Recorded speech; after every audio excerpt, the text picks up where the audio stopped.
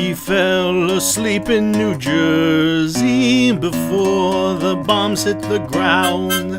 Broadcasting from a bomb shelter, he is the nuclear clown.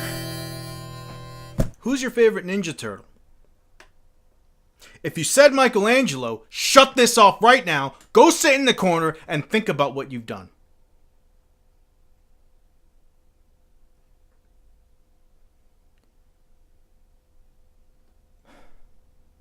I love Ninja Turtles. I always have.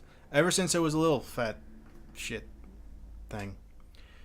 I've always liked them. I even liked the first movie that they did, the first live action movie.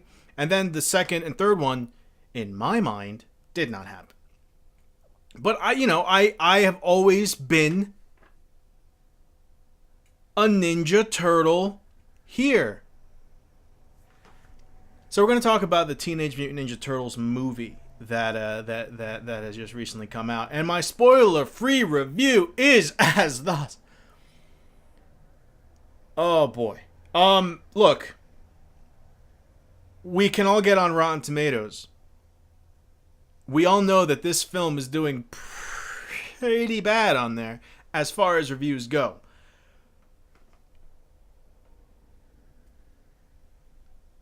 I went into this movie expecting a salad bowl filled with aborted fetuses. Or I guess it would be feti. Maybe not. I was expecting it to be awful. And don't get me wrong, Teenage Mutant Ninja Turtles 2014 motion picture, it's not good. But it wasn't as bad as I thought it was going to be. I kind of go back and forth on it, saying that I think a good example, a good kind of level for this movie is the A-Team movie that came out forever ago, right? That was with Rampage Jackson and all that. It wasn't I thought it was going to be horrible. I thought it was going to be atrocious. It wasn't. Why? I don't know why I saw that. I lost a bet or something. Or something happened. Something happened in my day that where I ended up seeing the A-Team movie. And, it wasn't terrible. Yeah, there were terrible parts, and a lot of it was kind of silly. But overall, it wasn't as bad as I was expecting. So I kind of had whatever. It's okay. And I think that's pretty much my review on this channel. I don't remember. It was forever ago. But it wasn't horrible, right? I don't know if that's really praise or not. But Teenage Mutant Ninja Turtles wasn't horrible. Some of it was even kind of good. I mean, okay, all right. Something I loved about this movie. Let's be positive, right? Okay. The thing with the Ninja Turtles is they all look the same, right? There's kind of no way to tell them apart. And in the original movie, they all looked exactly the same for the most part, except the masks were different colors and shit. In this, they did a phenomenal job, I think, of differentiating. I can't believe I said that without fucking up that word. Of telling the turtles apart and giving them their own kind of, style, I guess you could say. Like, Donatello's always got his funky machines all over him and stuff like that. And Michelangelo has kind of like the Buddha, meditating beads and stuff like that. Kind of like the good vibe sort of look to him, I guess you could say. And Leonardo has the fucking awesome, like the samurai thing, the armor, the kind of, but it's shitty. It's like all kind of sewery looking, and Raphael just looks fucking straight up gangsta with the bandana kind of thing going. I could do without the sunglasses, but whatever. But that's kind of hard. I mean, they took these creatures that, for all intents and purposes, are identical, and they gave them their own look, and made it very recognizable. So they get crazy points with me for that. It's just the rest of the movie that's the problem. If we could just get rid of the rest. If you can give me the way they look. If you could just show me a picture of them on the screen. It doesn't even have to move. And just leave that up there for, let's say, 85 minutes. I'd come on here and I'd be like, yeah, I can't say a bad thing about this. I liked everything I saw. But unfortunately, the rest of the movie gets in the way. So it's not good. Were you expecting it to be good? Probably not. But I got good news for you. It's not as bad as you probably thought it was going to be. And some parts of it, especially like the interaction between the turtles, it was funny. I mean, I laughed at a lot of parts in this movie because of kind of like how they kind of went back and forth at each other. And there's some honestly funny parts in this film. And yeah, it's all right with the side of bad. It's kind of it's kind of it, I guess. So now, can we spoil stuff? I think we can spoil stuff. I mean, it's going to be no surprise, right? Like nothing I can say, good or bad, about this movie is going to make you go see it, I don't think. You're either like a Ninja Turtle person, and you're going to see it regardless, knowing it's pretty bad, because, in the third one, they went back to China and shit. So there's really no... if you've been following this shit, you probably have no expectations for this movie. And, you probably like some of it, I guess. So, specifically, here are some things that really bother me. Numero 1. Megan Fox as April O'Neil.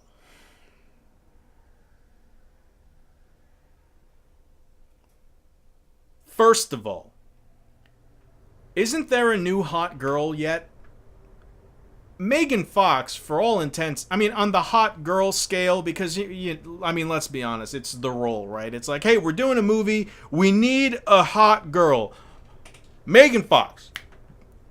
Print it. It's great, it's perfect. And that's just kind of it. There's no like, well, her character is this, so she has to present... No, it's just like, we need a cute girl, Megan Fox. All right, fine. But she's been around, right? She's been around for a couple years now. The first Transformers movie was the first time I ever really heard people talking much about Megan Fox, and that was 37 years ago, brah. Megan Fox is 64 years old, and that's what I'm saying to you right now. Look it up. I'm not lying about anything I say. We need a new, like, nobody, there's no new hot girls out there in Hollywood. I mean, come on. It's just kind of played out. It's just the whole, well, we need a hot girl, Megan Fox.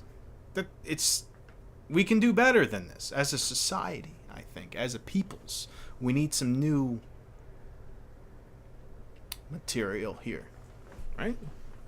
So, anyway, Megan Fox is kind of like what's the word I'm saying? The soulless doppelganger of what this film represents. She's not a terrible actress. She's a better actress than I am. And I'm a lovely actress, mind you. But she's not good. She's not really convincing, nor is she just flat out awful. She's just not terrible, not good. Just like passable, kind of, sort of, with an asterisk of, what else? What are you going to do? And that's kind of what the movie is, I felt. So really, she kind of sums it up. The April O'Neil character in this is really neither likable nor hateable. It's just kind of...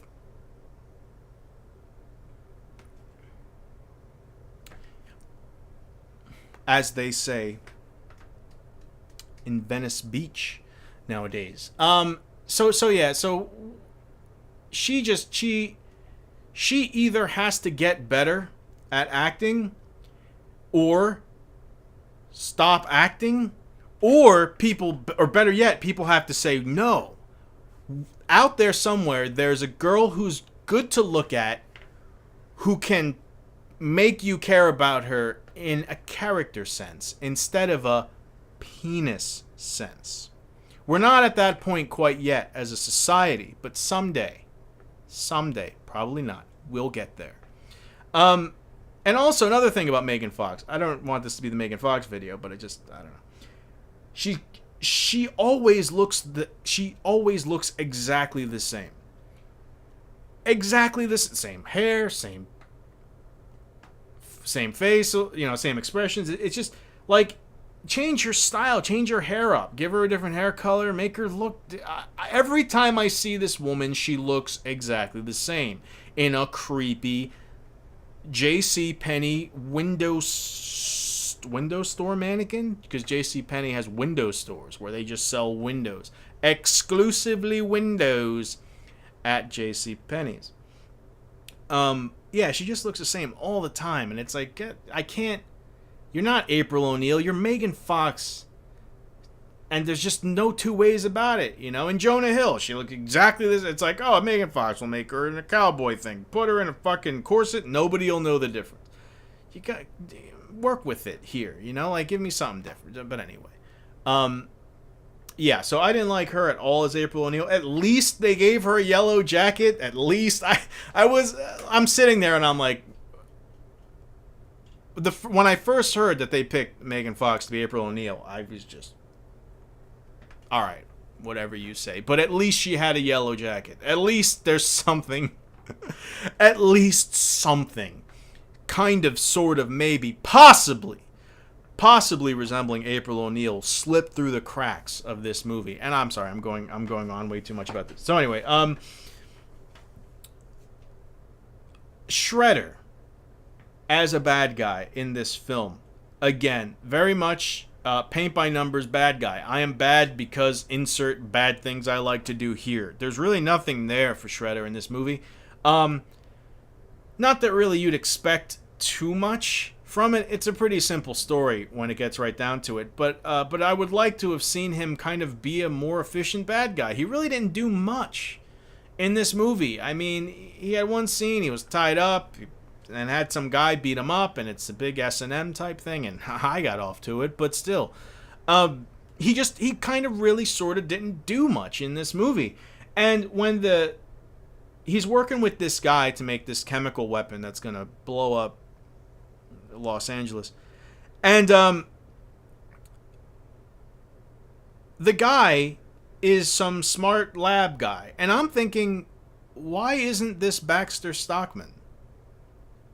It's just, as far as I know, maybe it's not a made-up character. Maybe he was in the old comics or something. I don't fucking know. But, I mean, you have a bad guy lab scientist. Why not just make him Baxter Stockman? You don't even have to make him turn into a fly or anything like that. But just, have that little tie in there so people like me will go, Baxter Stockman, and keep my mind off Megan Fox's April O'Neil is what I'm trying to tell you right now. But it's just some guy. His last name even started with an S. Like, you're so close. It was like Sachs or something like that. Why not just make it Baxter Stockman? Add another syllable. We're golden, but no. So yeah, I don't know why they didn't do that. I thought that was just kind of silly. No Casey Jones, no Krang, no. I mean, I sat through the credits on the off chance. I was hoping that, they'd have a little scene at the end where a little Krang, a little Brain, and I would have freaked out. I would have loved that, but nothing. They're just like, yeah, thanks for your money, bitch. And they sent me home. And I did the walk of shame home from the movie theater. Topless, covering my breasts like this. So, yeah, Shredder didn't do much. And when the guy who's not Baxter Stockman, as I will refer to him from this point on, the guy who's not Baxter Stockman walks in and says, Master Shredder, we've made some modifications to your suit. Okay, problem one.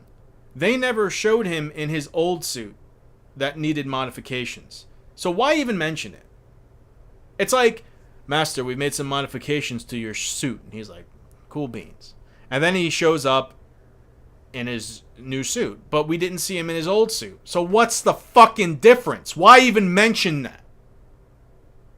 You feel me? Right? If they would have showed him in his suit at least one time and have him fight and then say, we've upgraded your suit.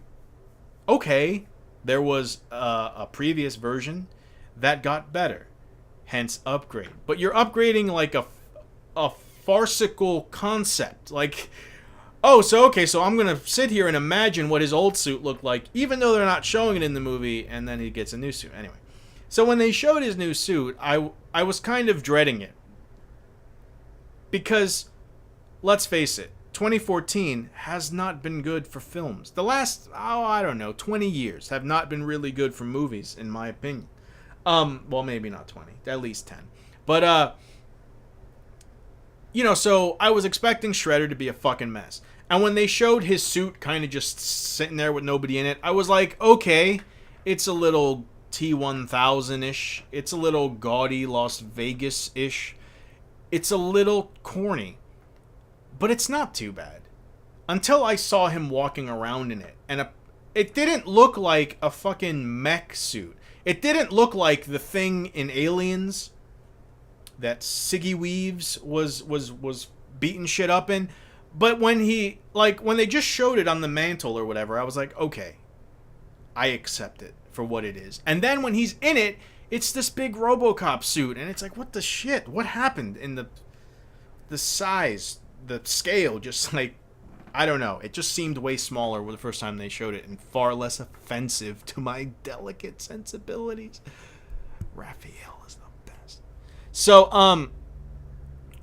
yeah, Shredder was kind of silly in this, and the story, is the story. It's just, bad guys are gonna do bad things, and the good guys gotta stop them, and there's not really much to it beyond that. And it's not crazy bad, but it is bad in a way. They have a car scene. There are two parts in this movie that bug the shit out of me. They have a chase scene. A car scene in the snow that should be put in a time capsule and shipped off to outer space to warn extraterrestrial filmmakers what not to do. This car chase scene is everything that is horrible about movies nowadays. It's way too long. The computerized effects are out of fucking control, gay. And it's terrible. It's terrible. It's so... I wish they would have just deleted the entire... And it's like, I don't know, like 10 minutes or something. It was so long, so stupid, and so utterly garbage. It was the epitome of, like, fluff in a movie. Like, we need it to be a little longer. Can we put some long, exaggerated CG? Look, we have a couple of extra $1 million that could be feeding needy children. How about a car chase, right? And it is terrible. It is awful. It is horrible.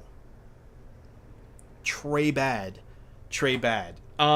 It was just, I can't even explain how bad this car chase was. It was everything that is wrong with movies and everything that I hate about how action scenes in movies kind of go nowadays. It's just over the top bad. Another part in this movie that drove me absolutely bonkers crazy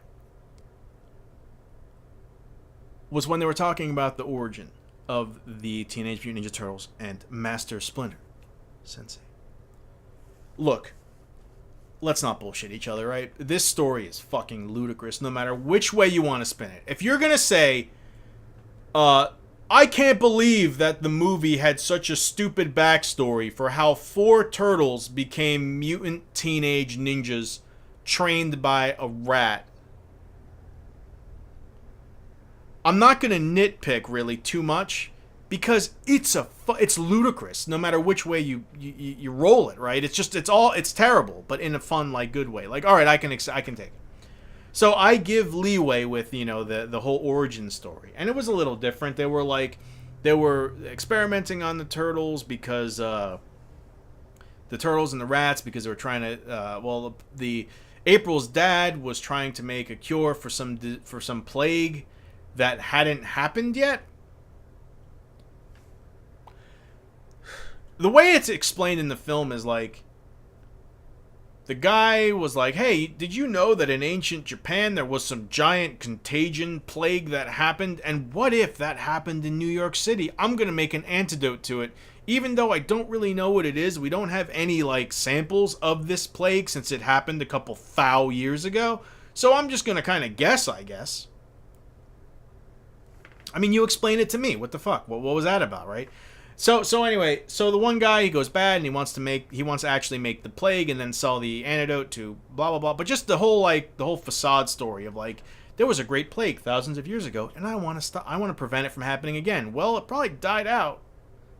Like, your story doesn't hold much water, guy who's not Baxter Stockman. It's just, I don't know, that kind of bothered me. But anyway, so they're testing on the turtles, and they end up getting mutated. And April was in the lab, and she would record them on her little, camera because she was a little girl playing news reporter and stuff. And it's like, okay, well, that ties them in, at least, where, April and the turtles kind of have this relationship.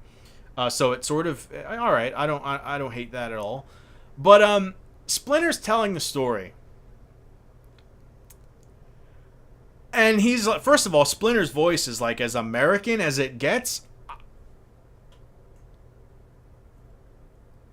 Master Splinter, the way he talked was like, I'm a ninja. The turtles are ninjas, and, we're from Syosset, Long Island, and, yeah. What are you gonna do? What are you gonna do? It's Splinter. He should do the Yoda shit, and, like in the fucking movies. It was great. Okay, it's stereotypical, but it was good. It fit. He's a fucking rat sensei. All senseis must speak in a certain way. I didn't write the rules, people. Okay, I didn't. And his voice, when he started talking, I was like, they really couldn't have gotten a guy who sounds more not like some guy off the street. Like, it was so silly. So anyway, this part drove me nuts. He's like, I saw that the turtles we were mutating, and they showed me love in the lab. April, you showed me, you cared for me and you loved me and you loved them in the lab. So when I was on my own with the turtles, I was like their father. So, and it shows them tucking in the little baby turtles. It was very cute. And then he says, and then they became teenagers and started listening to Gwen Stefani, and then the shit really hit the fan, brah. And he's like, I needed to find a way to discipline them and to give them focus. So one day, I was walking around the sewers, and I found a book on ninjutsu. So I read it and became a ninja master and taught them how to be ninjas.